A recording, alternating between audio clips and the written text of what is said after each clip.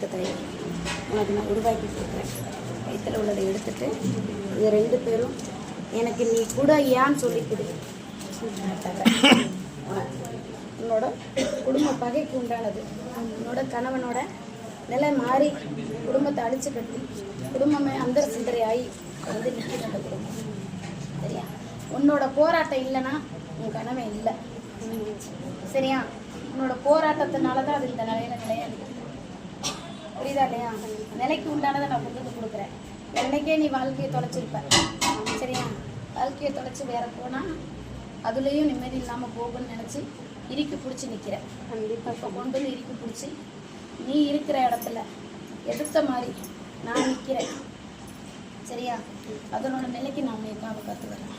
குழந்தைகிட்ட தான் வேண்டுதல் வச்சு பண்ணாமல் விட்டுட்டு மாமியார் அது வேண்டுதலை சொல்கிறேன் கேட்டுக்க. சரியா? வேண்டுதல் உன்னோட கணவனுக்கு வச்சது. தீராத அந்த முறை ஒரு முறை உன்னோட கணவன் படுத்த படுக்கையில் கிடந்தார். சரியா? கேட்டுப்பாரு.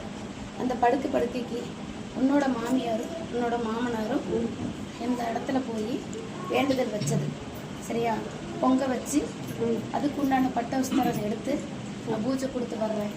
சரியா? அந்த இடத்துல மண்சோறு திங்கிறேன்ட்டு வேண்டிச்சு. சரியா? குலதெய்வ இடத்துல. சரியா? சோறு தின்னு நான் செய்கிறேன், சரி பண்ணேன்.